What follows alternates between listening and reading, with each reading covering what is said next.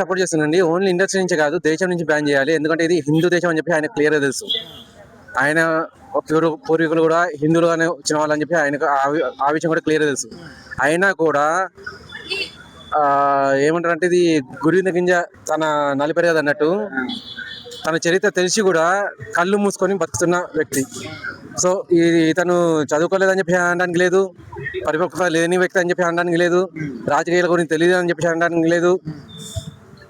ఏ రకంగా చూసుకున్నా కూడా అన్ని విలువలు తెలిసినవాడే, తెలిసి కూడా కావాలని గెలుపుతున్నాడు. ఇది హిందూ సమాజాన్ని గెలకాలి, బయట నుంచి ఫండ్స్ తెచ్చుకోవాలి, ఆ జ్ఞానం తప్ప ఇక్కడ నేను బతుకుతున్నాను, ఇక్కడ ఇది హిందూ సమాజం, హిందువులుగా పుట్టి ఉన్నది ఓన్లీ హైదరాబాద్, తెలంగాణ, ఆంధ్ర, తమిళనాడు, కర్ణాటక ఈ స్టేట్లలోనే నేను బతుకుతున్నాను. వీళ్ళ సినిమాలు చేసుకుంటే నేను బతుకుతున్నాను. అయినా కూడా వీళ్ళనే కించపరుద్దామని చెప్పేసి వీళ్ళనే టార్గెట్ చేసుకుంటూ కూర్చున్నాడు. అటువంటి వానికి కనీస బుద్ధి అని ఉండాలి. కనీస కొంతమందికి ఎన్నిసార్లు చెప్పినా, ఎన్ని శిక్షలు వేసినా, ఏ విధంగా అవగాహన కల్పించినా కూడా కొంతమంది మారరు. సో ఈ విధంగా బ్యాన్ చేసినా కూడా ఆ పర్సన్ మారుతారని చెప్పేసి మీకు నమ్మకం ఉందా? కుక్క తోక వంకర అని చెప్పేసి ఒక సామెత ఉంది.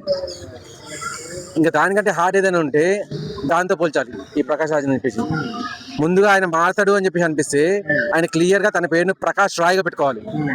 ఆ ప్రకాష్ రాయ్గా పెట్టుకొని అప్పుడు ఈయన స్టేట్మెంట్ చేస్తే చలో ఆయన కనీసం తన తండ్రి కన్నా గౌరవం ఇచ్చిండు, తండ్రి గౌరవం ఇచ్చేసి ఈ మాటలు మాట్లాడుతుందంటే తన మాటలు ఏదో విలువ ఉందని చెప్పి అనుకోవచ్చు. అటువంటిది తను కనీసం తన పేరును కూడా మార్చుకోకుండా దొంగ పేరుతో చలామణి అవుతూ ఇటువంటి స్టేట్మెంట్ చేస్తుందంటే దొంగ బుద్ధి, దొంగ బతుకులు బతుకుదామని చెప్పి వచ్చిండు. ఇటువంటి వాడిని ఇండస్ట్రీ నుంచే కాదు, దేశం నుంచి పారదోరాలి. వీలుంటే ఉన్న ఫ్యామిలీ మొత్తానికి వాళ్ళ ఆధార్, పాన్, ఏ గుర్తింపు కార్డు లేకుండా చేయాలి, చేసేసి దేశం నుంచి పారదోరాలి. అప్పుడే ఇటువంటి వాళ్ళకి బుద్ధి వస్తుంది. Thank you.